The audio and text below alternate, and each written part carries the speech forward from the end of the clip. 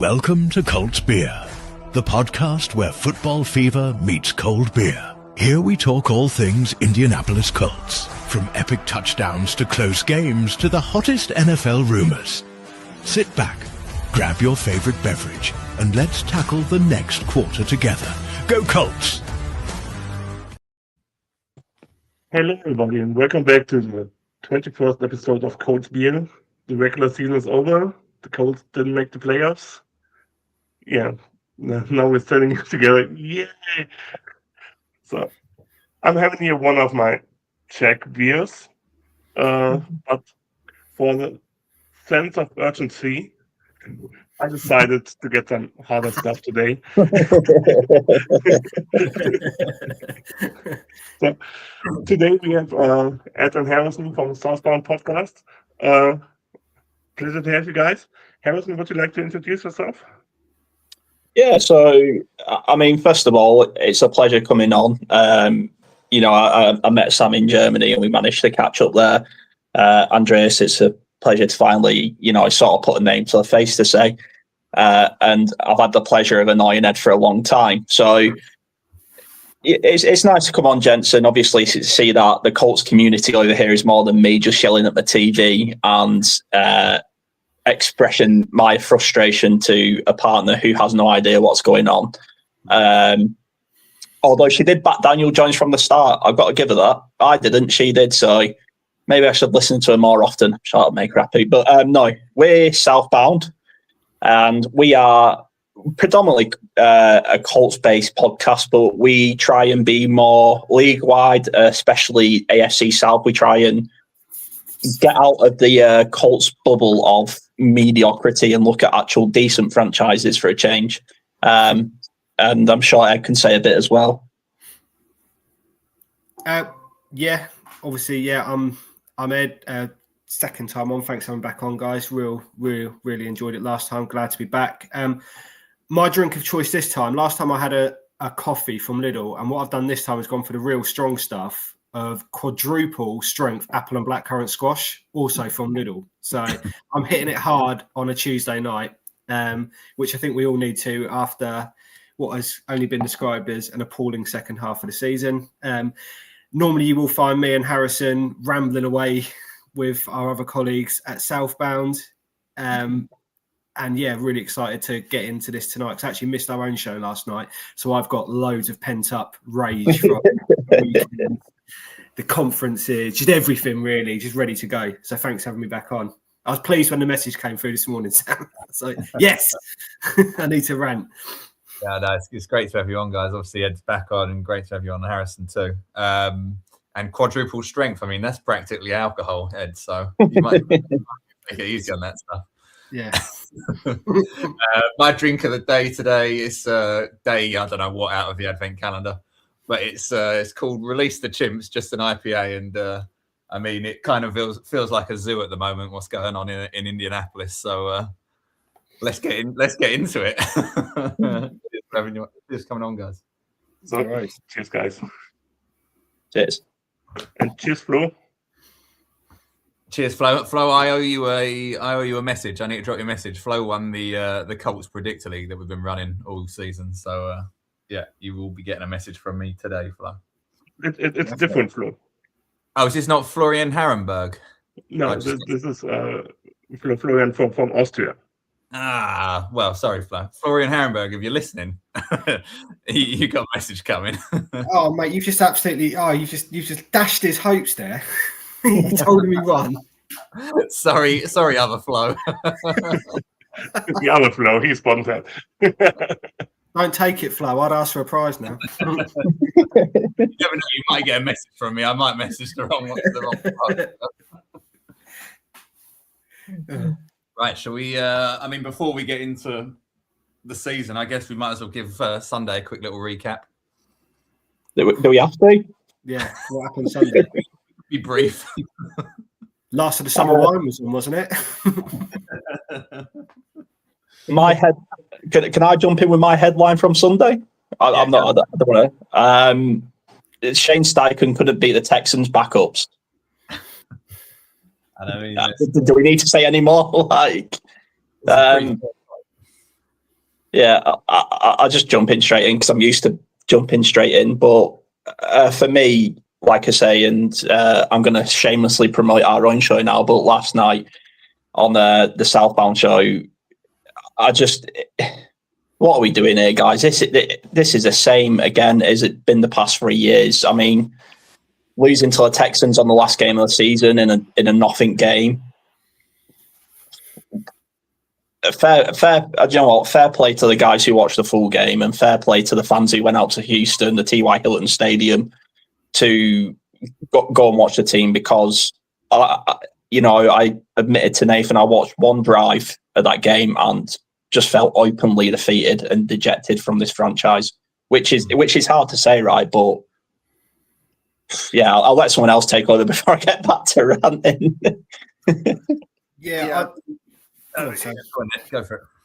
No, I was going to say I kind of dipped in and out. To be honest with you, I did. I kind of dipped in and out between that and Red Zone. The bits that I kind of took away from it was Riley Leonard looks like a dude. Whether he's going to be a player is another question. But I had more fun watching him play than I've probably had since Gardner Minshew was running around like a lunatic.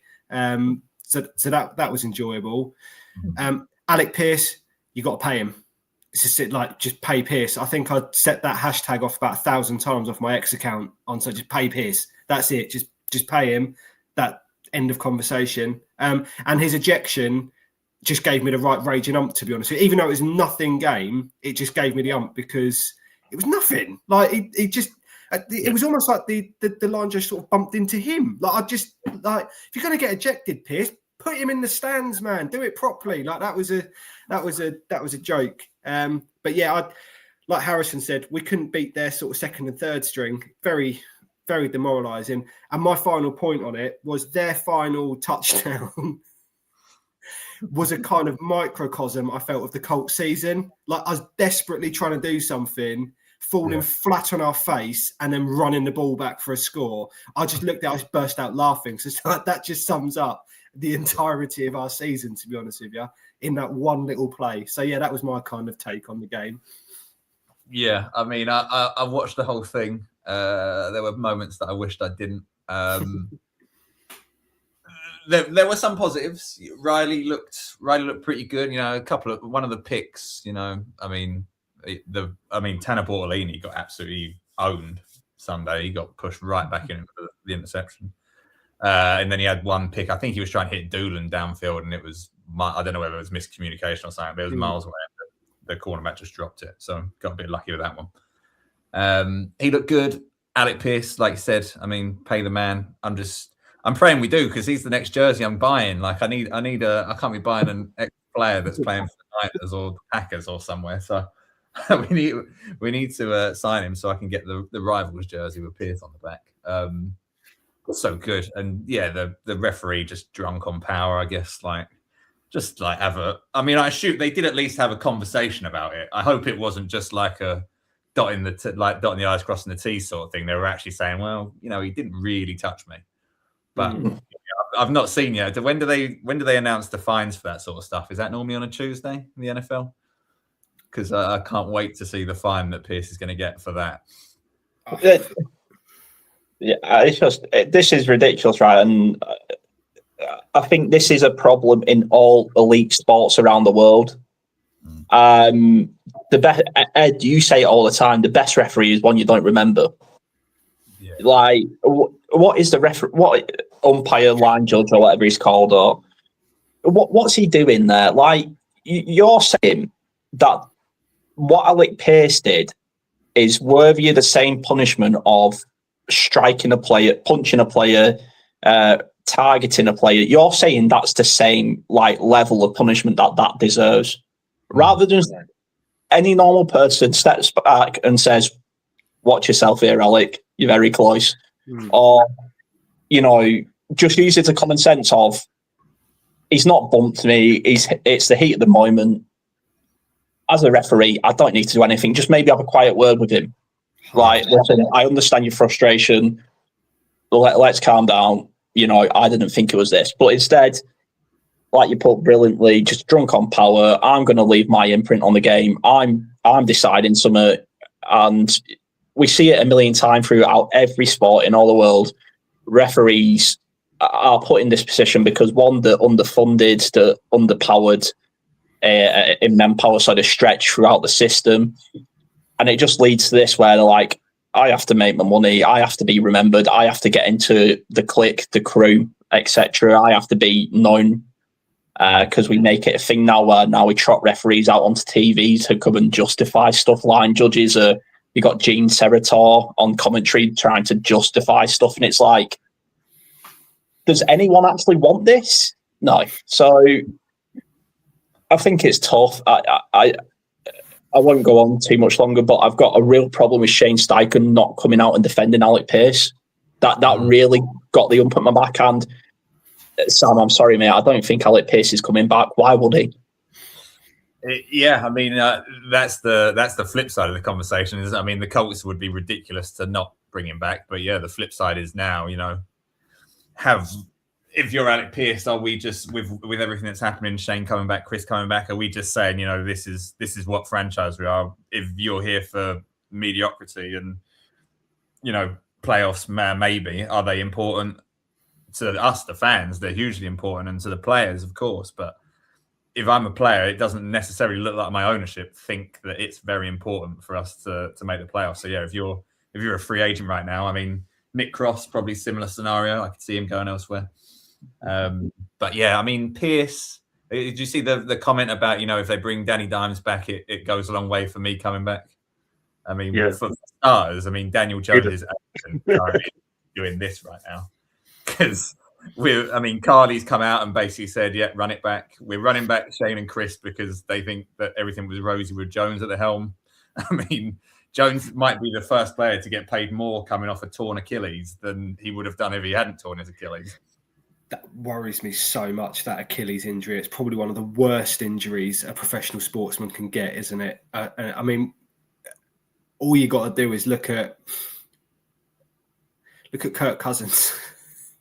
He's probably the most recent obvious example. I know I'm telling people what they already know, but the way his game is, all right, I know he's changed teams and everything like that, and the Falcons are the Falcons, but he doesn't look the same Kirk Cousins that got that big contract. He doesn't look like the same player that he was in Minnesota, does he? And that worries me. The amount of Daniel Jones already doesn't have, he's not renowned for having a lot of power, is he? Do you know what I mean? Like, the way, and believe you me, I'm no quarterback coach or anything like that, but the way you kind of have to set yourself and look, you need to use your legs, don't you, to generate that kind of power. And coming off a torn Achilles, man, that's a bad one. I feel sorry for Daniel Jones. I do, genuinely, because he was balling out and he deserved the pay he was going to get. But the injury has to change things from an organisation point of view, surely. Like, it should. It doesn't look like it's going to, but it really should. Like, because when he went down, I thought to myself, well, that's him missing out on generational wealth. But I don't think that's going to be the case now. No, I agree. I mean, I think the one thing that also with Daniel Jones is, a lot of his quarterback play, he's not Anthony Richardson, he's not that kind, he's not Lamar Jackson, but he is a very athletic quarterback. The way he plays quarterback is pretty athletic for when you base it across the rest of the league. So even if he somehow is miraculously back for week one, which if you go by any precedent of pretty much any sports star in any sport, I think 10 months for a torn Achilles is pushing your luck, really. He's not going to be 100%. And then you think, well, like Shane and Chris, with how urgent we are, their seats must be very warm for the start of the season. If they've got a half-cooked Daniel Jones rolling out there for the first 4 weeks, and we're 1-3, 0-4, I mean, who knows? We don't know what the schedule's going to look like. But yeah, just lots of concerns. I'm happy to bring Daniel Jones back. Like, he looked good. There were moments, the Steelers game, obviously the O-line completely collapsed, and then you kind of got a little glimpse of Daniel Jones when he's under that sort of pressure. But other than that, he looked really solid, and happy for him to come back. It's just, I think that we're going to set the franchise back 2-3 years when we see this contract that's going to hit. For me, it's still... Yeah, he looked solid, but in the games we dominate, he never dominates, really. It was all the time the O-line, Tyler Warren, JT, obviously. these guys dominate other teams, but not him. He was solid, and that was cool. But I still can't see him earning 40 millions or more. What he probably will get from Dyson and Ballard. So that's just crazy for me. And if we give him, like Sam, you posted today, like 4 years, 150 mils or something like that, and he will not get back on track, this contract will set us back for years again. So yeah, it's, the Daniel Jones thing really concerns me a lot. I mean, everybody knows I want to change Dyson Go. And yeah, kind of something hoped in me that he will get a head coach job somewhere else where the quarterback is needed to, and he will take Daniel with him. So yeah, but right now I really can't see him come. I mean, it's not only this Achilles injury right now; it's his ACL before on the same leg. And if you guys ever did sports, you have seen a lot of people with major injuries on the one leg, that the other leg will get hurt soon. Yeah. So yeah, I don't know. Yeah, I mean, I think that happened, right? Which one was fractured? Was it the opposite to the ACL? Yeah.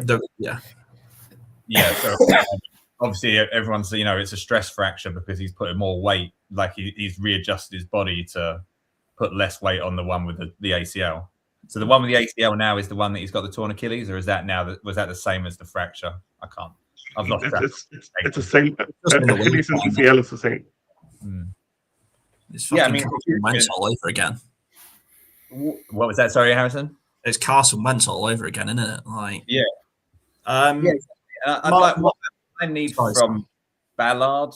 What I need from Ballard now is like an actual, because I'm sure he's going to get asked it. It'd be the first question I asked around the media when we're talking about Daniel Jones, is just like actually actually acknowledge the injury and not just be like, oh yeah, no, it'd be fine. Like actually say, yeah, maybe, for the first couple of weeks, first month, whatever, we might have to manage this load or whatever. Just some acknowledgement would be a start for me there. My thoughts on the QB situation, especially going into next year, I think actually I'm going to big you up here, Ed, but Ed had this has turned out to be the hottest take of all time, when in the preseason he said, Riley Leonard, prepare yourself because we're going to see all 3 quarterbacks this year. Turns out we saw 4 quarterbacks and nobody expected the 4th one, but this was a concern. And the simple fact is, this is my question to you guys, what I want to throw back at you lot to answer. Would we have really been worse off just sticking with Richardson this year? Because we still don't know what we have in our 4th overall pick. Go on, Andreas. I don't think we see Anthony Richardson in May still in Indianapolis. Yeah. Oh, yeah. I fully agree. I think the minute he was benched for, we're not going to rehash old scars, but the tap out gate or whatever you want to call it, that was it. Shane Steichen went, I'm done with you. I don't like you. I've got a new shiny toy. You're crap. Rather than going. Sorry. Yeah. I'll finish the point. But rather than going, you're a 22-year-old, new into the league, rarely played any football. You've made a mistake. He's gone, no. Like, are you going to even try and develop a quarterback? Do you know what I mean? You're meant to be this offensive genius. And I feel sorry for Richardson because one mistake has ended his career. I know his injuries play into it, but, Daniel's been great this year. It's been great. It's not his fault. He got a broken leg and then a broken Achilles. Like, just the footballing gods are cruel. But we've got 3 quarterbacks. We still don't know what we've got in any of them. And not one of them is going to be the starter next year. And Chris Ballard's still sat in a fucking job. Sorry for the language. I forgot this isn't my podcast, but And yeah, Chris Ballard's still sat in the job, but Andrea scored. Well, it is you. I'll let you take back over. Yeah, I forgot what point I want to jump in. I think, guys, again, the moment Anthony Richardson got told that they will bring back Shane Steichen as a head coach in the next season, that's probably, I wouldn't call my agent to request a trade. I would immediately answer, okay, trade me for whatever you want, get me out of here. So I'm pretty sure he really wants to get out of Indy. Mm-hmm. Yeah. I think that was, I'm sure we'll get on to Carly's presser as well at some point, but, you know, the comment she made, didn't she? I'm sure Chris and Shane will do right by Anthony. I don't want to sort of start getting into cryptic reading comments, but that to me very much sounds like we're going to find him somewhere else to go because he hasn't got a future in Indianapolis. That was my kind of take when I heard that. I think it's, without going over what you guys have already said, I think there's more chance of me starting quarterback for the Colts than there is for Anthony Richardson starting next year. If I'm being honest with you, I just don't see it now, which is a shame because there's still a potential player there. We all know that. Yeah, I'm the same with you, Ed, on the press conference. Is what it sounded to me is that we'll try and find him somewhere that he'll get some playing time. I think going back to Harrison's original question about whether we would have been better off with Anthony Richardson all season, wins and losses, who knows? Hard to tell, really. I mean, if you got the small set sample that we saw rookie season of AR, possibly could be looking at playoffs. If you got year two, not so much. But I think more from an organization standpoint, a franchise standpoint, we'd be better off because at least we'd know. At least you'd know. Yeah, he's the guy, or he could be the guy. There's plenty to work with there. Or no, he got injured again. Obviously, he did. I mean, if we're talking about bad luck, I mean, being put on IR for that was week, I want to say 7 or 8. It was, was it the same game that Ogletree wiped out Mooney Ward on the halfway line? Yeah, it was that same game, wasn't it? Cardinals at home. So I think that was week 8. I think that was the game before the Steelers, from memory. But yeah, like, how bad's your luck? Yeah, you know, you're the backup quarterback, and you smash your face open with a broken resistance band. Like, and I mean, still reading, obviously before the last couple of weeks in the chats, we were all saying, you know, let's start AR for like 1 or 2 games at the end of the season, find out if there's anything there. But then hearing him say that he's like not even able to catch all the snaps because it's all his near vision is still messed up. So first of all, you just got to hope that he fully recovers. But yeah, I'd imagine it now seems like he's going to get traded, cut. I mean, I don't know what you'd get in trade for him, probably 5th, 6th rounder, I'd guess. Someone like, I don't know who would take a flyer on him. I guess maybe the Raiders or someone, if they want to have like a camp battle with a quarterback, they want to chuck him in there. Vikings might want a backup.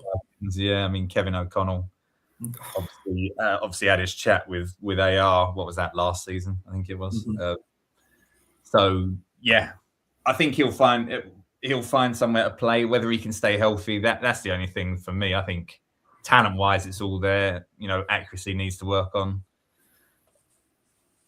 But yeah, just staying healthy. I think the only thing I can think of, and obviously this is just spitballing and guessing because we don't know what goes on behind the scenes, but he must be like a terrible teammate or something for how we've treated him and how we've just kind of like, there must be something in the background where you think, well, there's warning signs or something. In the way that Pat McAfee seemed to turn on him pretty much instantly after the tap out. I don't know whether he knows more than others, but it's all very weird. We've just handled it really poorly. So maybe just some acknowledgement of that as well. You know, I drafted him 4th overall. We didn't do our homework character-wise or whatever it may be, and it was my bad. But I'll keep my job. Yeah. Here I am, year 10. I mean, I always said the whole season, if we, even the point we were 7-1, we were winning our league, I was still saying this team, that Daniel Jones didn't get us to the Super Bowl, or didn't get us all the way. I still wasn't able to see that at that point. And from that perspective, I always said it doesn't make sense to not let Anthony Richardson play this season. Because if he plays, we should have an answer on him. Yeah, exactly. Right now, it's always the what could have been. Yeah.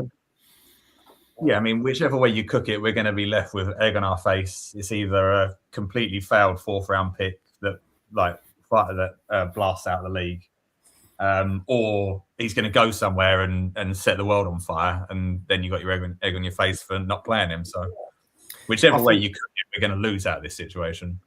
I think the most Colts thing that will happen is he will go, and we'll need to bring somebody in, because I don't think they'll want Riley Leonard to be QB2 necessarily. I think they'll want somebody else. If Daniel Jones isn't good to go week 1, who could potentially start. So I'm not sure if they think Leonard will be that guy, and they'll go and get Trey Lance in. Yeah, it sounds about Malik Willis, maybe. It'll be the most Colts thing ever. Actually, last year at this point, when Chris Ballard were talking about real quarterback competition, blah blah, and we didn't know who it's going to be.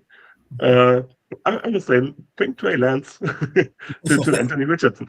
It's someone you don't want to start, but if he balls out in camps, then it's fine. He was super talented in college. If you can find that back, everything is fine. But from the initial point, you don't want him to start. So it's the perfect competition, or would have been the perfect competition for Anthony Richardson last summer. So we have Flo with a question. Do you see Chris Ballard taking the quarterback with the first pick to have classes deep to other subject for pick 69, Nussmeier pick 80 plus? Do you think something like that would make sense? I mean, it's not only Ala, it's Nussmeier, it's Klubnik out there too, probably. So what do you guys think? No.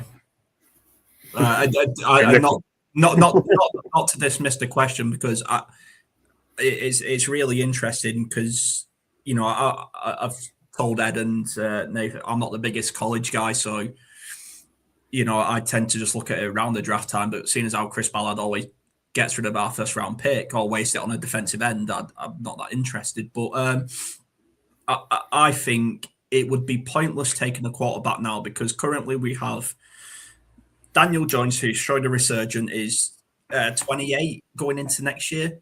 So hitting them sort of like prime years, Philip Rivers showed us it is the neck up more than anything, especially when you're not mega athletic. At the minute, we've got Anthony Richardson, who we still know nothing about. And we've got our Brock Purdy in Riley Leonard, right? That's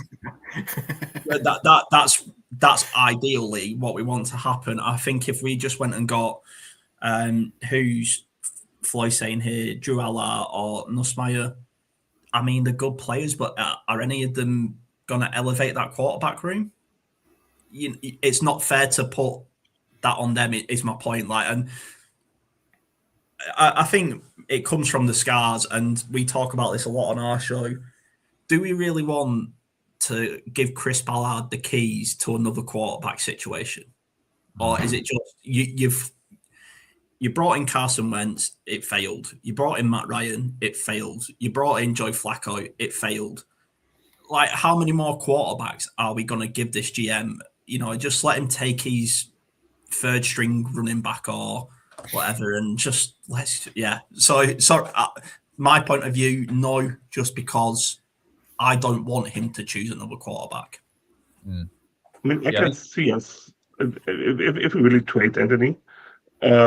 So we would go into the season with Daniel Jones and Riley Leonard, but we need a 3rd quarterback.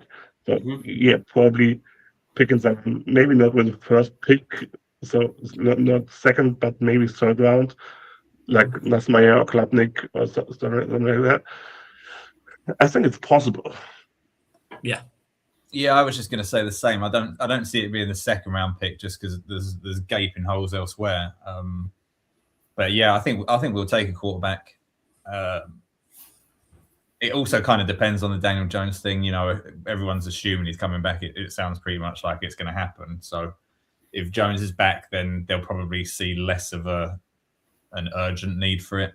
But yeah, this is Ballard. When we think he's going to zig, he'll zag. So it probably, you know, he might trade up. And I mean, at the moment, you know, if he's not got a contract, he's probably thinking, well, I don't need to worry about the future, do I? Let's just do some crazy stuff. Yeah, do you know what? I was literally, those were the exact words going through my head there, Sam, the zig and the zag bit. It's so weird that I was literally hit that. So I could see Ballard doing it. And I think if you've got, because Gusmeyer, he's a new one. Garrett Nussmeier was projected to go a lot higher. So I think if there's a conversation to be had, if him or someone like Drew Aller or Cade Klubnik, like you said there, are around, maybe. I don't think we'll have the second round picks. I think he'll trade it away for. I think we're going to trade all our picks and go get Max Crosby. There you go. There's my hot take. We'll have no picks. We'll all have a nice quiet night on draft night. We'll have no picks because we've just traded all our picks away for Max Crosby.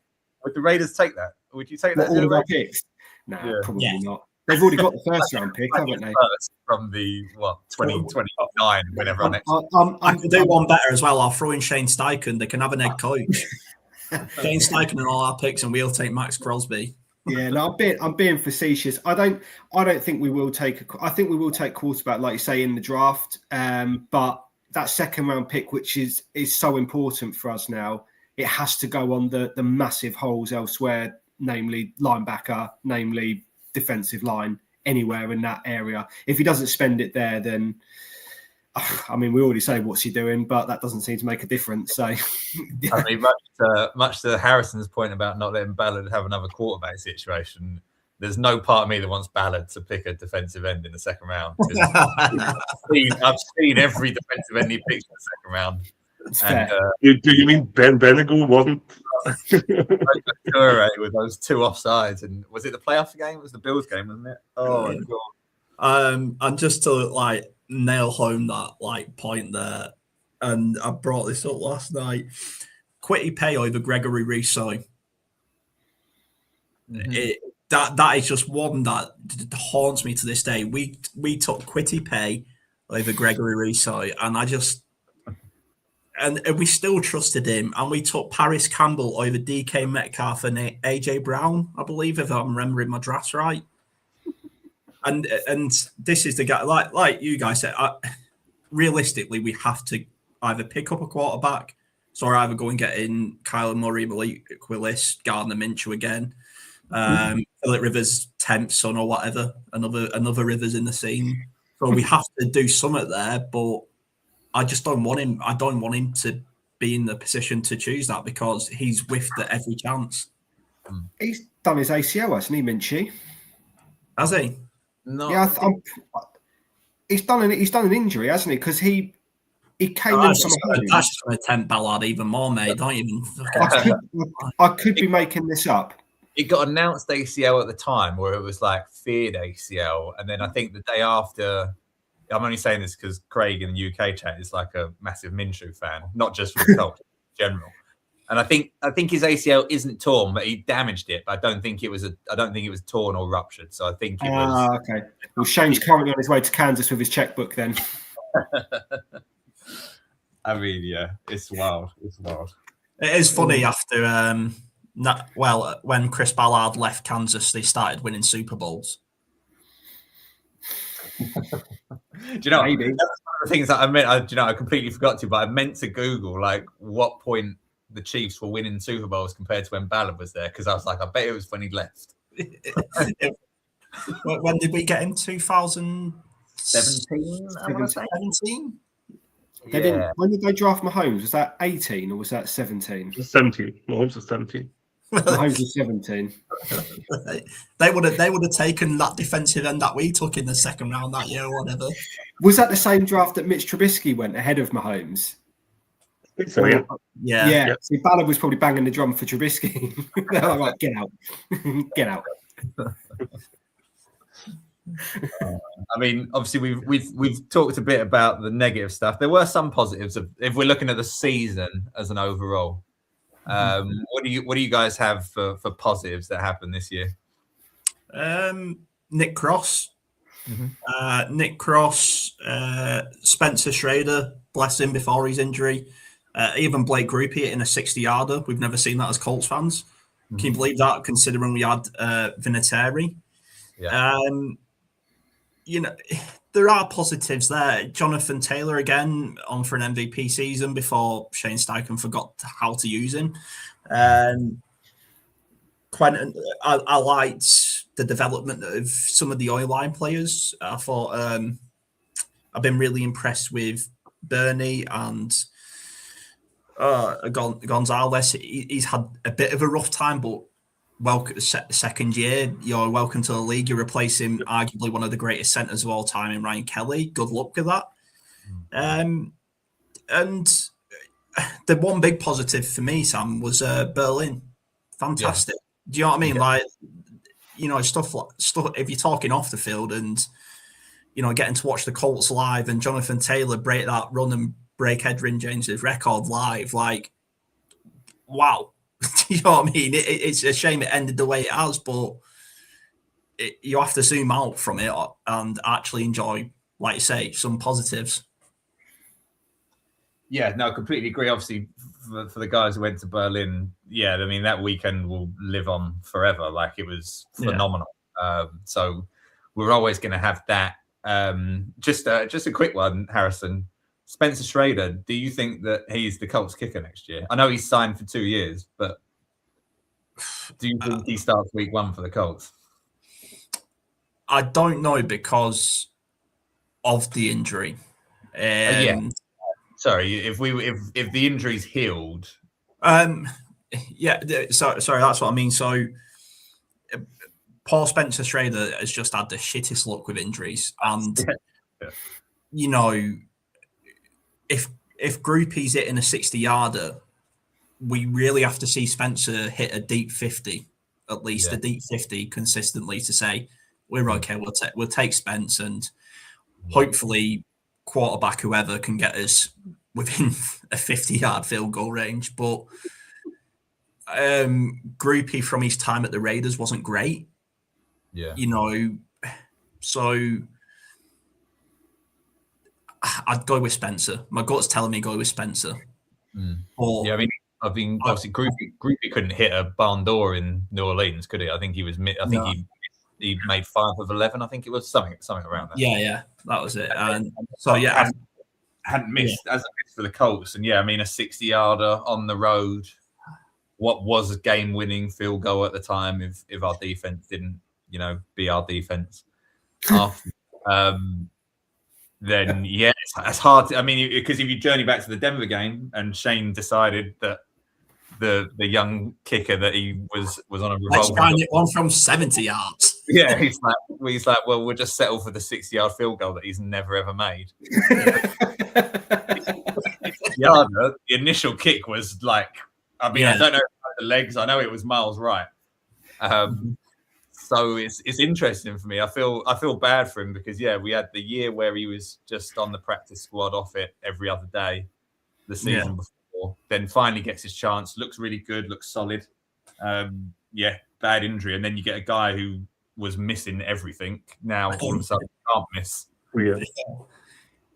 But I mean, it's a nice problem to have 2 kickers that are very serviceable in the NFL to pick from next offseason. Yeah, I'm more interested in the kicking competition than the quarterback competition. So I suppose going back to your question then, Sam, that would have to come as a positive then, because I mean, in this league at the moment, all the good teams. I mean, you look at the Jags; they've got a kicker that looks like he can nail it the whole length of the pitch, pretty much. So you need to have a kicker that can score from 50 yards plus consistently now. So I'd say that's a positive to maybe take away, that we could potentially end up with 2 really good kickers. I mean, we'll only have one, obviously, but you know what I mean. You know what I mean. Especially since the new kickoff rules, obviously, teams are teams are starting at the 35. When they've got the 40 seconds, as we've seen as Colts fans with the Seahawks game and the Texans game. They don't need to go that far. If you've got a kicker that can make 60 yards, you've got to go 20 yards, I think, 25 maybe. You've not got far to go. So if you've only got a couple of plays, it's time, do you? I mean, the kicking unit for me was a positive. You touched on the offensive line, Harrison. I think Rahman and Nelson. That's a left-hand side that would probably be better than any other left side in the NFL. I'm not saying that Rahman's the best left tackle, but as a combination, you could argue that they're probably the best left-sided offensive line in the NFL. Bortolini, I thought, started really well, maybe regressed a little bit. Probably same with Gonzalez. You could argue the same, but also I think it was Zach Hicks put up the tweet that, today. I think that, for a guy who'd never played right guard ever, high school, college, pro, to what he put on tape for this season was pretty impressive. And also, I think back into the season, obviously we've only got a small sample size, but what we saw out Jalen Travis is promising. Very, very promising, because I think Braden Smith looked good at the start of the season, and then maybe sort of started to see regression. Obviously he's aging a little bit for the position he plays. So and obviously out of contract now, so I don't imagine we'll be bringing him back with what we're going to pay Jones, Pierce. Really, really positive about Jalen Travis. And then defensively, what positives do we have defensively? I think for me, I know obviously towards the back end of the season, the defense looked really bad. And Seahawks game aside, where I don't know whether the Seahawks had an aberration or we had one of a unit either on our side or their side had an aberration that game, and it was phenomenal to watch on defense. But what we had, the players that Lou had to use in the secondary, it's no surprise really that we were getting murdered. I think it was promising what Lou did. Whether we have him next season is a completely different question, I guess. Now the Titans are sniffing around and the Giants have been heavily touted. So happy what Lou did. Linebacker core needs tearing up and starting again. But secondary, I think Cam Bynum, I couldn't tell. I think he had a good season. I think he had a solid season. He seems, the old nose for the ball sort of mantra. He seems to have it. I don't think he made any spectacular plays for his interceptions, but he still had them. He was still there, still making the pick. So that was a positive. Nick Cross, I don't know what you think, Harrison. Obviously, run defense, excellent, unbelievable run defender. Coverage, maybe some issues there. I felt like he was getting burned a little bit in coverage, but still a very solid season. I still, for me, would bring him back absolutely next season. And then defensive end, I mean, Latu had loads of interceptions. I guess we'll take that as a positive. The one thing you don't want your D lineman to be doing. I mean, we'll always have Stewart pick as well. That was brilliant. That was brilliant. The defense obviously saw fantastic. Mooney was great when he played. I don't think we'll see Mooney in the NFL ever again. To be honest, I actually hope we don't. Just retire. Enjoy life, man. Exactly. Look after yourself. I think he said that he took a slight bump to the head and he had a massive headache all day. It's okay, alarm bells are blowing up. Just take your retirement. You've been a great player. I'll remember him fondly. I thought he was excellent for us, but time to just hang it up. I think cornerback. I said in the chat, I feel like we might be back on the cornerback market again. We've got Wally to come back. We've got Wally, which is a positive. I know that obviously he was touted when we drafted him. People were thinking a Kenny Moore replacement. From what training camp, it sounded like they were playing him quite a bit on the outside. So I think there's that. I think that's promising. I mean, Kenny. I love Kenny. Kenny's my guy. But does Kenny Moore play again for the Indianapolis Colts? I think unfortunately, he's lost that half a yard of speed, Kenny Moore, hasn't he? Yeah, unfortunately. And when you're a slot corner, I think when you lose that half a yard, it's very obvious because you're going up against their speedsters. So Yeah. I think it'd be a shame. Kenny and Pittman should be the both. It would hurt to see them both walk, but I think both are on the trade block, probably. Yeah. Pittman needs to get traded or restructured, one or the other. Like Pittman's we my guy. restructured anyway. Yeah. I love Michael Pittman, but I totally agree. Take his contract and give his money to Alec Pierce, and see what he wants to do. Yeah. The question I'll pose with Pittman, not necessarily with Pittman, but let's say we cut Pittman, trade Pittman, whatever it may be. Are we going to be able to replace him with someone as good? And I'm not saying Pittman's a wide receiver 1. He's probably a wide receiver 2 at best now, I'd say. But are we going to find someone this season who can replace him on the outside that isn't then going to mean that Pierce is just going to get doubled? Like if we've got Pierce and I don't know and a mediocre wide receiver on the outside, there is a interesting receiver in the NFC. I believe he plays for the Jets. He's called AD Mitchell. He's young and talented. I'm being facetious. I did talk about that. Imagine, because obviously the Jets in the end, at the last minute, wanted him in, but I think it was well known that we were trading him to the Browns. I think for a 5th or a 6th rounder. It was something along those lines. Imagine if that had happened. Imagine if we'd gone that way, and you'd got a 5th round pick for AD Mitchell, and then everything we've seen happened. I think the fan base would be in even bigger revolt. So what about, because just to your question there about Pittman, and to answer both questions, I suppose, about the positives as well, because one of the positives I would take out of this year was I thought Ashton Doolan had a good season. Mm-hmm. And I think when he went on injured reserve, I think we actually missed him on special teams and sort of coming in on sort of 2nd and 3rd downs. Could he potentially come in? And I know he's a different type of player to Pittman, but there's a lot of similarities there potentially. Could he pick up some of the workload? You know, say about share it around a little bit more? Yeah, I mean, I don't hate Doolan getting more. Is Doolan signed for next season yet, or is he a free agent? I can't remember. We signed him for 1 or 2 years. But to your point, yes, I'd like to see Doolan get some more snaps. I can't remember what game it was that he went off. Maybe the Chiefs. Was it a Chiefs game? I think he. I can't remember now, to be honest. Chiefs. I think he went for he went around that kind of that wheel route on the left and went quite deep. I think that was the Chiefs game. But I think it would be great to see him get some more snaps. But I think, especially if your quarterback's Daniel Jones, and this is no knock on Daniel Jones, like we've said already, Daniel Jones was a good quarterback for the Colts this year. Does Daniel Jones need a stronger supporting cast than Ashton Doolan as your wide receiver 2? He does, absolutely. But then to another positive for this year is the emergence of Tyler Warren, which not really an emergence because he's a 1st round pick. So you expect you expect your 1st round pick to make an impact, and Tyler Warren, immediate NFL ready. I mean, everybody knew that just anyway, but he came in, he still had to get on the pitch and do it. So Tyler Warren's a massive positive and also a huge accessory for any whoever our quarterback is next year. They will benefit from Tyler Warren for years to come. I mean, if you look at the skill positions now, let's assume Pittman comes back. Pittman and Pierce is re-signed. Pittman, Pierce, Downs, Tyler Warren, Jonathan Taylor.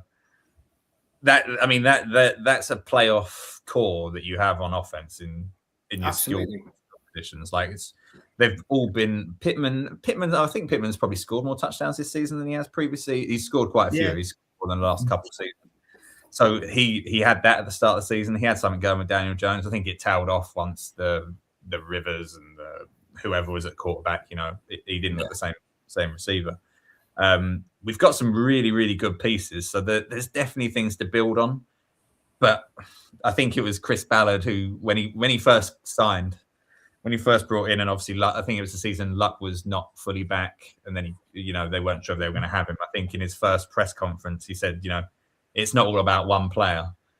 If he was to fast forward now 10 years later, it kind of is really all about one player when it comes to the Colts, because that one player is the one player we've not had until, for 9 games, 10 games, whatever it was this season with Daniel Jones, where it looked. Is Daniel Jones a quarterback that's going to put the team in his back and win you a Super Bowl? Probably not. Like, he's not Josh Allen. He's not Patrick Mahomes. But to that point, Sam, Josh Allen's not been to a Super Bowl, but Brock Purdy has.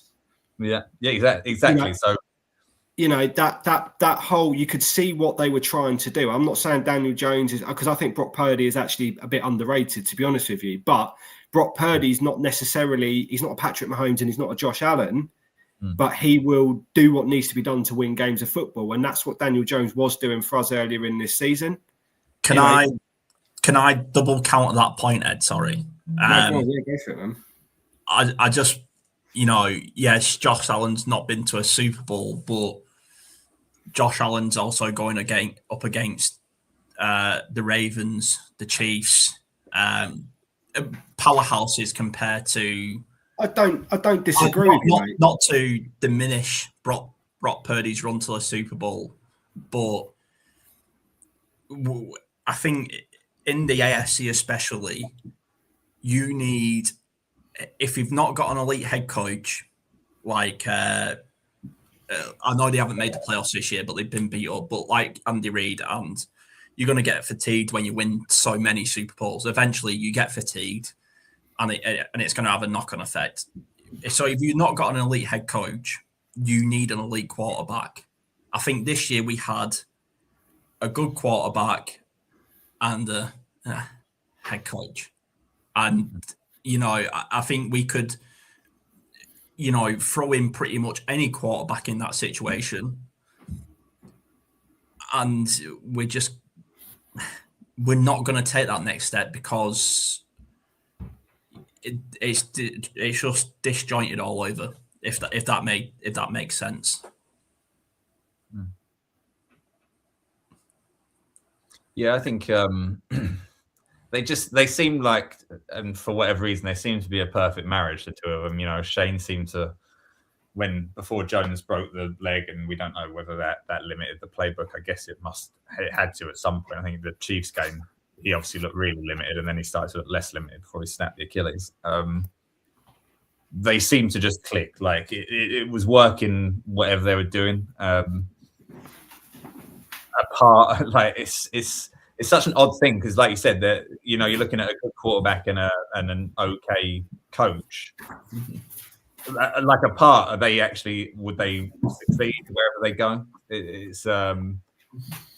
It's just an interesting. This off season is going to be very. It's going to be. It feels like it's going to be a long off season. I know it always is a long off season. Yeah. But yeah.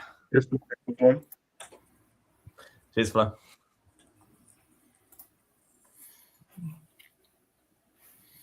I mean, if we move on to obviously the big news, we've pretty much kind of touched on it throughout the podcast, but Carly Gordon in the press conference yesterday, which I don't know if I watched it yesterday on my phone. My wife was sitting next to me, who's not really not particularly interested in it, and I felt bad for her having to listen to the waffle that was coming out, because that's what it was. It was very much, and this isn't necessarily a knock on Carly. This is more a knock on whoever our PR team and the communicate. Like, someone's, the press conference is happening, and we're sending them out there, and I think we get it with Shane all the time as well. Avoid the media. This was just a press conference that was there to kind of to be there, and I like the fact that Carly wants to be accountable and I guess she's trying to take accountability by being in front of the press, taking these questions. She doesn't have to do that. So I like it from that perspective. But yeah, it was just a lot of nothing. But the main beat was Chris getting to do it again, and I think everyone's pretty excited about them two coming back. Yeah, I mean, I tried addressing this last night on our show, and the best sort of analogy I could come up with for retaining, I'll start with Ballard. Retaining Ballard imagine running a FTSE 500 company, and every year you're underperforming the last year. Every year you're underperforming your last year, and you take your CEO and you go, "Why are we underperforming? We need to do better." And he goes, "Well, we had a few workers calling sick, so we couldn't do better than last year." He would get fired within 3 months. And, Chris Ballard seems to be made of Teflon. Like, what has this guy got on the Ursays where they're just mortified to fire him? And I think I'll try. I think it's okay to admit he's a flawed GM. All right. So you have floor raisers, you have ceiling raisers. Chris Ballard for me is a flawed GM. If your ship's sinking, he's good at coming in, using the emergency kit to go bang, slap a plaster on it, let's stop the sinking. He's not going to get out the paddles and start paddling you towards shore. You're just going to sit in the middle of the ocean like, okay, great. He's not necessarily a bad GM. He just doesn't elevate the room. And why you would keep Shane Steichen, who has lost 22 games to teams with a plus 500 record in 3 years, and Shane Steichen, who has gone 2-10 against the Houston Texans, and Shane Steichen, who took Jonathan Taylor off the field on a 4th and 1, and I keep trying to nail this point home because it's infuriating. The bloke doesn't have a clue. And I sort of separate Carly from this, right? Because I'll to say, and to be fair, the deterioration and passing of Jim Irsay must have been extremely hard for the family, for her. It was hard for us as Colts fans, right? It was hard for us to watch and see happen over a time. So I try and separate Carly from this for now, because the Irsays, in my eyes, have earned a bit of good grace with Colts fans. But I don't understand what they have done to say yes. Do you know what I mean? Does that make sense? Like, what have they done where that makes you go, yeah, you guys have got your finger on this. You found the winning formula. Let's not also forget the flea flicker in Denver. Where, do you know what I mean? Like, come on, man. And apparently Bill Polian gave a really good interview this morning. I've not had a chance to listen to it, but apparently he gave a really good interview this morning for NFL TV. But my sort of point is, and I'll end my point now so other people can speak, but we used to have Tony Dungy's. Do you know what I mean? We used to have Bruce Arians on the side. Like we used to have coaches. We used to have Bill Polian's head GMs who demanded attention and demanded, a game plan. If you're going up against Tony Dungy's defensive masterminded Colts, you have to game plan for that. And, if you're going up, right, boys, we've got Shane Steichen and the Colts this week, you're going, who? Yeah. For me, he just doesn't. He doesn't command the attention of a room. Sean McVay walks into a Rams locker room, everyone shuts up. Vrabel walks into a Patriots locker room, everyone shuts up. Shane Steichen walks into the locker room, and it probably takes a Reggie Wayne to stand up and go, right, boys, listen in. And that's my problem. But anyway, I'll let someone else talk now, because I'm just going to end up ranting. We've seen that when you talked about success during your GM active streak. Have you seen that list from the longest active general managers? What we're going around on the past few days on social media? It's like Super Bowl winner, Super Bowl appearance, Super Bowl winner, Super Bowl appearance, and Chris Ballard. And don't forget Jerry Jones, but he's got owner brackets. But yeah, I mean, what do you think, Andres? What do you think of it? Yeah, I mean, like I said, everybody knows how happy I was yesterday when I heard it. It was Sunday evening we heard the news. I didn't watch the press conference. I wasn't able to. Maybe I can do it in a week or two. But I wasn't able to watch that. Yeah. Yeah, it's absolutely. I can't understand it. I mean, may have a little bit more trust in Ballard, really. Because when we started the season, the team worked. So he built up a team was actually working. Mhm. But the team was totally outcoached from any other coach since week 9. Yeah. I think it started with Steelers game. From that point on, it wasn't the injuries or something like that. It was just we were outcoached. So I can't understand, absolutely can't understand, to keep a coach who's ending a season with an 0-7 record and won the game. The last game he won was really lucky. So let's be honest, Berlin was lucky at the end.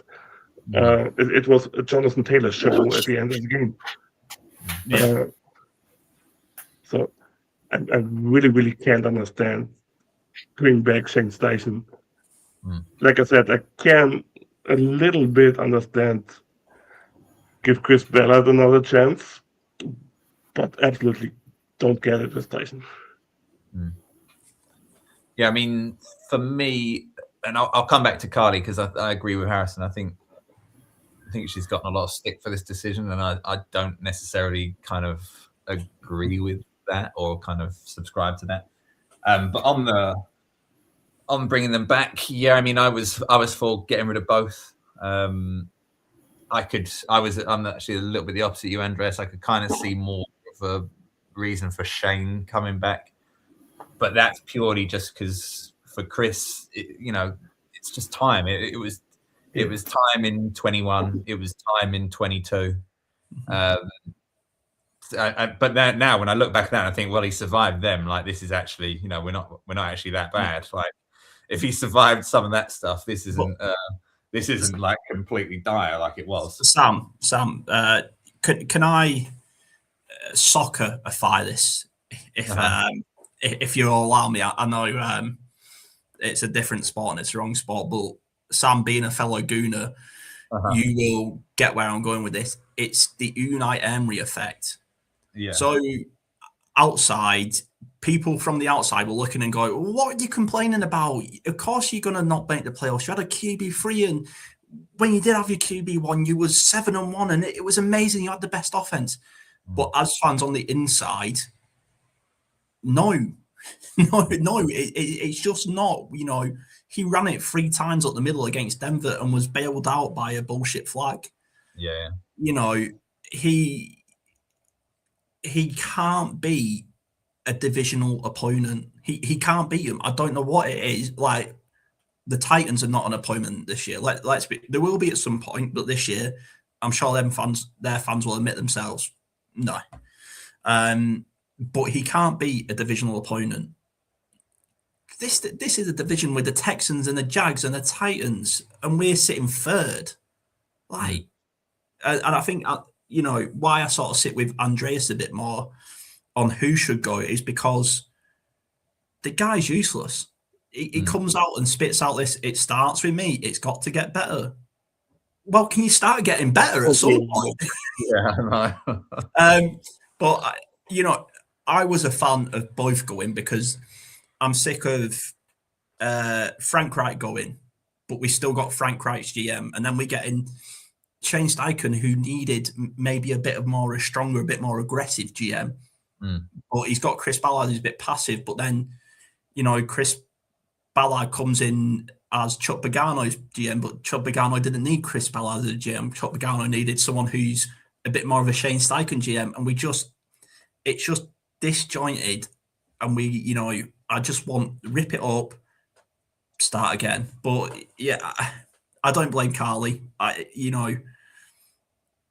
She's a great owner. She will be a great owner going forward. You can see it. She's extremely clever. As much as people don't like this move, maybe trying to be positive where not many Colts fans are. Maybe she's just not throwing the baby out with the bathwater, if I can say. But yeah, to sum it up, it's the Unai Emery effect, mate. People on the outside think it's amazing, but the people us Gunners, people on the inside remember 30 shots from Watford on target, getting dominated, and it's just like,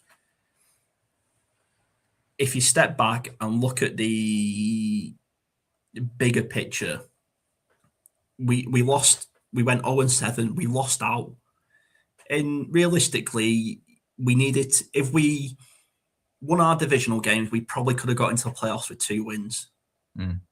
He could not game plan 2 wins. Like,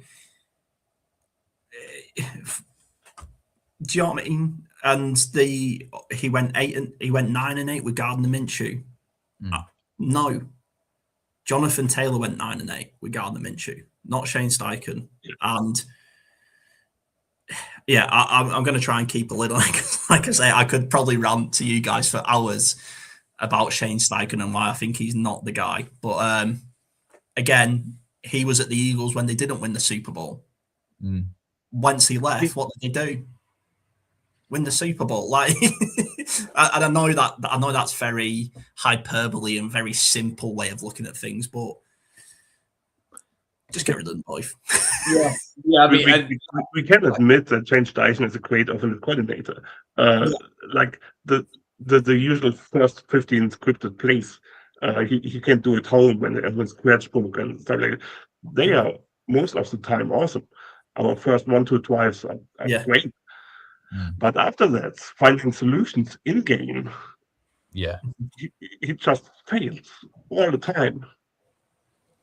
Yeah, that's exactly what I was going to say. You know, he's not a head coach for adversity. I think when adversity strikes, be that in game, you know, like you just mentioned, Andreas, you know, the start of the game, fantastic. I feel like we scored pretty much on most first possessions this year.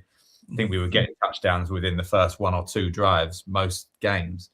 All the stuff he's got scripted is kind of off script, and you know, the defensive coordinator he's facing has suddenly changed. You know, he's adapted to what he's seen from Shane. Shane kind of just doesn't really have any answers. That's his biggest issue. And then I think coming back to your point, Harrison, is the way that I see like divisional games is that they're like derby games basically in soccer, right? So they're kind of adversity anyway. You know, form goes out the window, and it's about who actually wants to win it more, than who's more talented. And that's the thing that I don't see from Shane, is I just don't see that fire, that killer instinct. I don't think he's got it.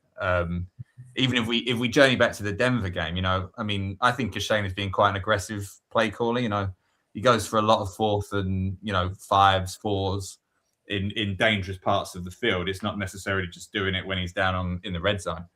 And then just all of a sudden in that Denver game, you know, the game's on the line, and he just shrank into running it 3 times up the middle and settling for a 60-yard field goal that we missed and got lucky with a penalty. It's that sort of stuff there where I just think that he's just not a killer. There's no killer instinct in that. You know, I can't remember what game it was. The Seahawks game. Now, obviously, Blake Groupie made the kick and it was phenomenal.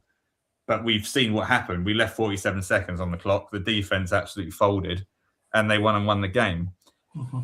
A lot of coaches on that 4th and 2 would have weighed up and go, well, do I kick the 60-yard field goal, or do I go and win the game? Do I go and win the game now, get a first down, bleed the clock out, and kick a short field goal?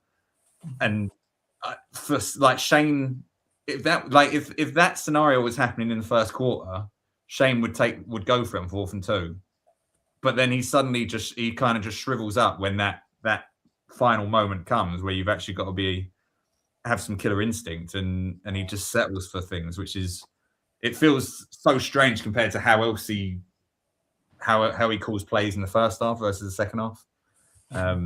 So yeah, I would have got rid of them both. The Ballard, I just don't understand Ballard still having another chance. I mean, and the other thing about it, just getting rid of Shane and keeping Chris, is there's no way that Chris Ballard should ever get to pick another head coach. Like that just shouldn't happen. Like you know, you've had you've had Shane, you've had Frank, you had bloody Josh McDaniels for a day or whatever it was. Last Saturday. Yeah, Jeff said, like, no, I mean, I think Jeff Saturday was probably Jim Irsay telling him he had to have him as a head coach, but like, he should not be involved in you talked about the quarterback cycle, Harrison, earlier. There's no way Chris Ballard should ever get another shot at a head coach hiring. So I felt like if Shane was gone, Chris had to go.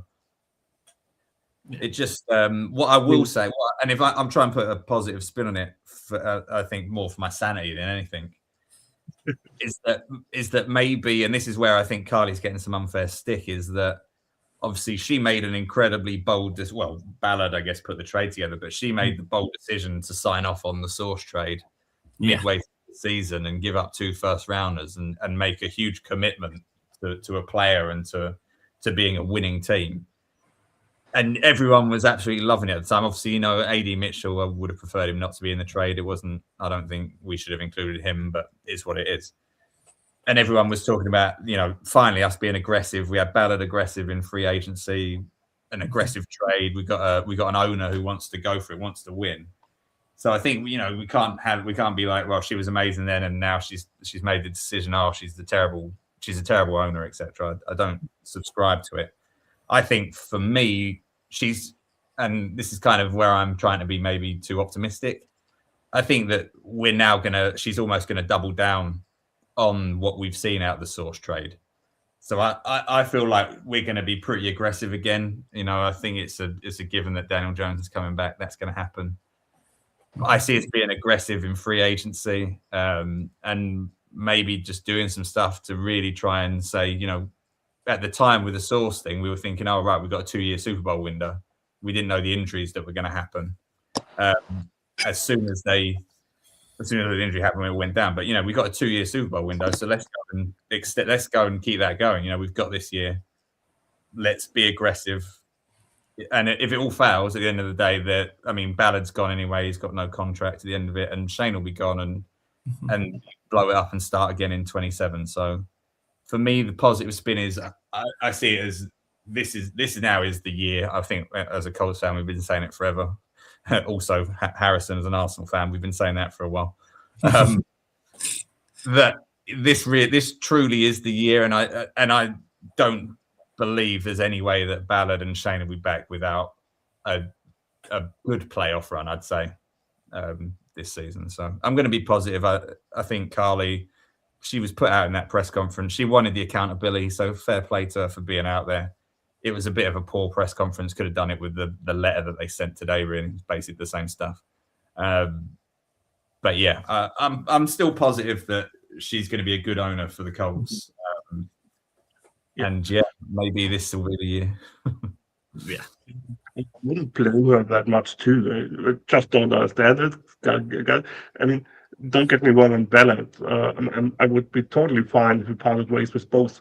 But I can understand the Ballard decision a bit more than I can understand the Tyson decision.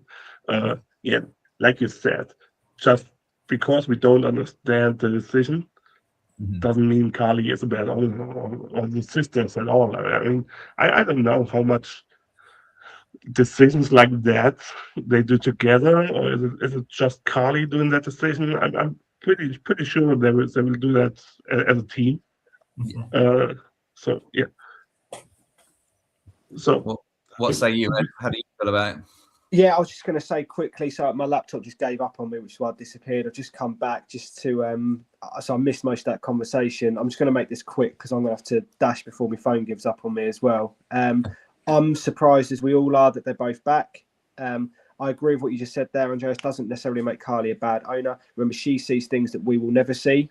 To quote Oasis, there's stuff that goes on in the background. I think, reading the article I did earlier in The Athletic, I think she really wants it to work. She did stop short of saying what next year has to look like. I think that was quite telling. She didn't say it's sort of playoff. She didn't say it's Super Bowl. You know, it was just, you know, it was just they need to deliver.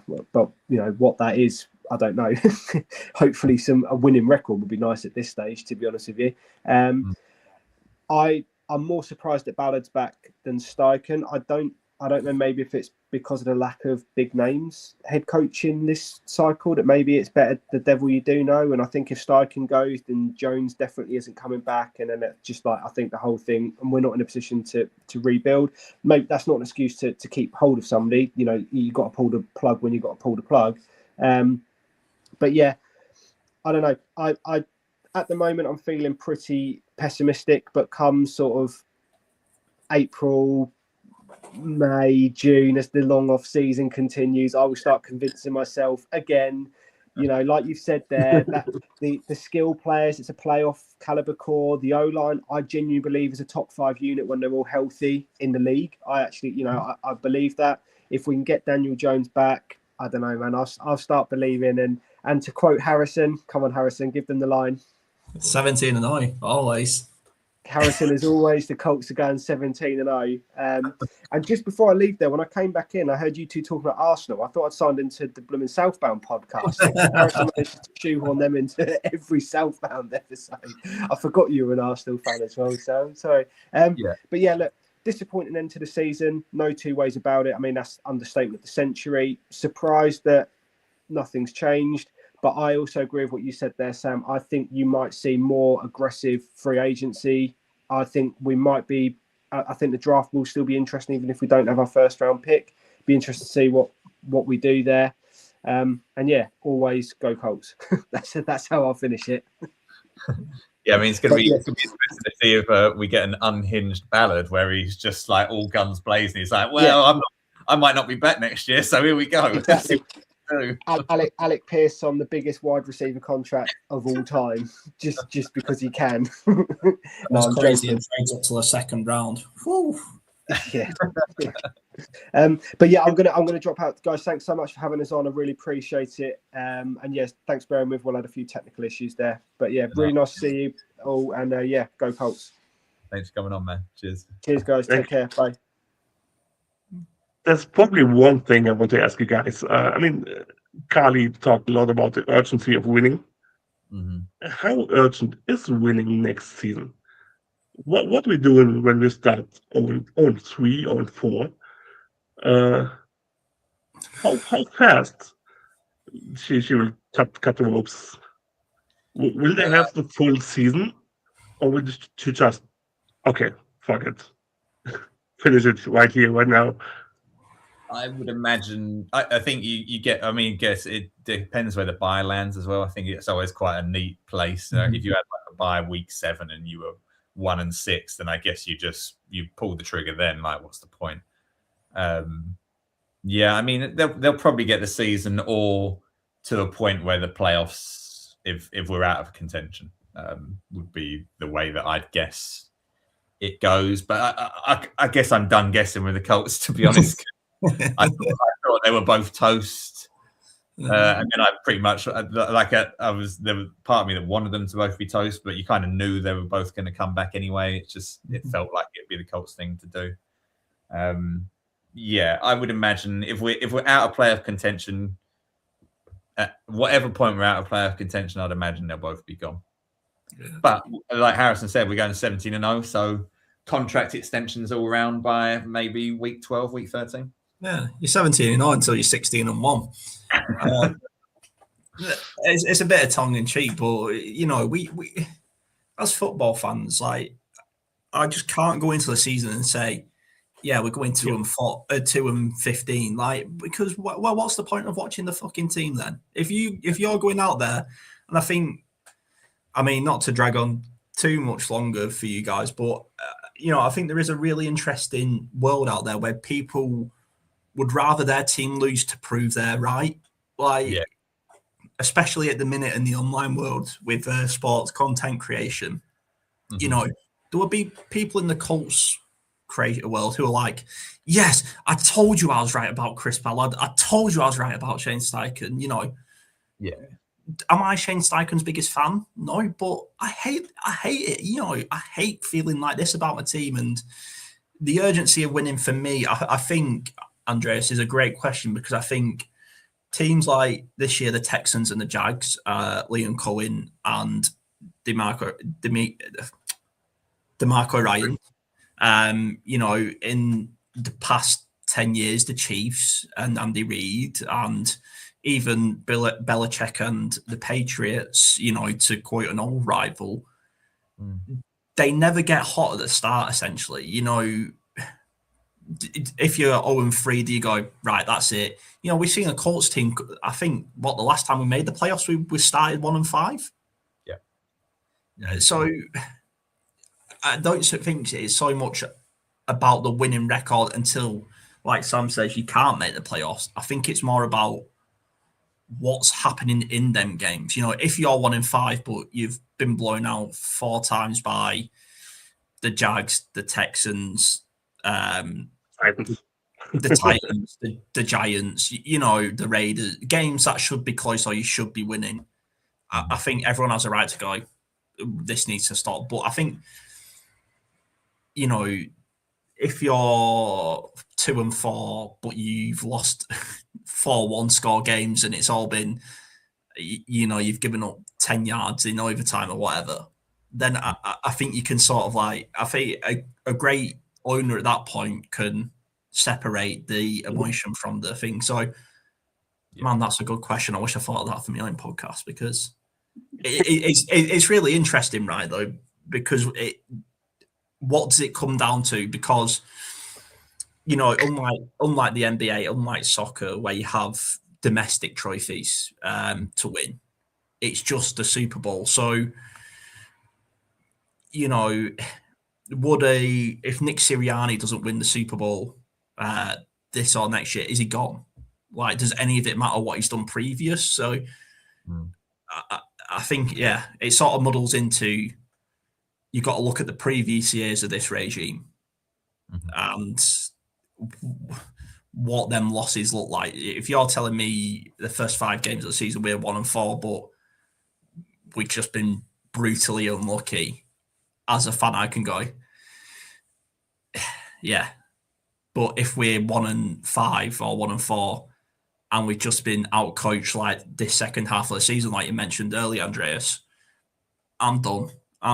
Like that's what it would take for me. I want to see, you know, I just want to see a fight, a bit of grit, a bit of Colts. Can you imagine Robert Mathis and Dwight Freeney not getting a single QB pressure? Like, come on. And I think that's it for me, to sum up a point. Like, I just want to see a bit of, like, we're the Indianapolis Colts. Do you know what I mean? Like, start stamping on teams again like you used to, you know. It just feels like the players are sort of lost, you know, Shane sort of losing or lost the locker room. Does people really buy into Chris Ballard's mantra? And there's a lot under the scenes. So for me, there was on borrowed time at the start of this season. Daniel Jones fixed that. Daniel Jones gave me that injection to, like, calm me down a bit. I'm sort of at that point where I'm like, this is borrowed time now. Yeah, win or stay at home. I think to pick up on your earlier point, Harrison, you know, every coach, and Shane included, bangs on about December football, and you know, that's when the season really starts. You know, December, you got to win games, and we just haven't under Shane. We just when the going gets tough, we seem to go, which again I think touches on your point there, Harrison, about, you know, a bit of fight. And we had it at the early point of the season. Then it just went. Whether the Jones injury just sucked the air out of the locker room, I really don't know. They all talk very fondly about Daniel Jones, so I'm assuming that maybe had some effect. But then that's where you need your head coach to kind of rally you back up. So it's probably the thing that you see coaches like Dan Campbell, for instance, who, you know, I think players would run through fire for Dan Campbell. Does Shane breed that? You know, it's not that he needs to be a rah-rah guy or anything like that, but you know, I think he's maybe just a bit too nice. So yeah, just for me, a bit of killer instinct, win the close games.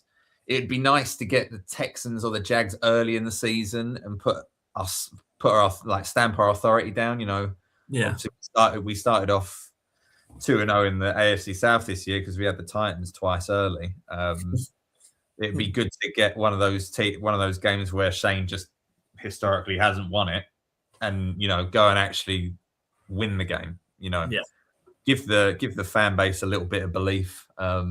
Give the players some belief. I think So yeah, in terms of urgency, I'm the same as you, Harrison. Like you can see the kind of the tree through the woods sort of thing.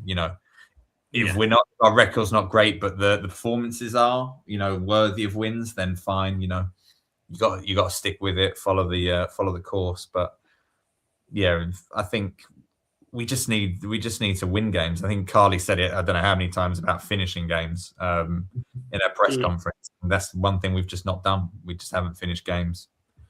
We'd be in the playoffs if we finished the Chiefs and the Seahawks game. You're in the playoffs. So yeah. I mean, when you said the Daniel Jones injury, we said it a lot of time that the Daniel Jones injury, it was 3 games before the Daniel Jones injury were really, really bad. So it's not that point. It started way before. So yeah. Yeah, definitely. We had some issues before. I'm not trying to say that we would have won the Super Bowl if we had Daniel Jones. There were definitely some issues there, but I think for me it was, we just seemed to lose belief. It just felt like the air was taken out of the team with it, which shouldn't happen.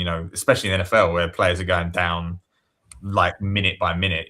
You've got to be able to handle that adversity. So. Mm-hmm. As Carly said, it isn't an excuse, but in inverted commas, it is a bit of an excuse. Guys, we are close to 90 minutes actually. The time was running. It was super fun today. I think we're closing for today. Colts season is over, but Colts Beer will come back for the upcoming weeks till after Super Bowl 2. Probably with some shorter episodes, but we will come back. So it's Colts, guys. There'll be stuff to talk about. Yeah. Thank you, Harrison, very much for being with us. It was a pleasure with you. No, thanks for having us on, guys. It means a lot to like I say, not to just be shouting at a brick wall and and not to be telling my missus the intricacies of why keeping Zaya Franklin on the team is a good idea, and it's just like, she's not bothered. She just she's just morally supports me throughout this torturous season of the Indianapolis Colts again. So credit to her. But no, I appreciate it, guys. Like I say, and I'm sure we'll connect again in the off season fully. But the Colts are going 17-9. I don't care who's a quarterback. Easy as that. Mortgage the farm and go and get Mendoza. Mortgage farm, get Mendoza. Go get me Kurt Signetti and let's run it back with a serious team. Well, on that note, cheers to Harrison. Thanks for coming on, man. Cheers on that, and go Colts. Go Colts.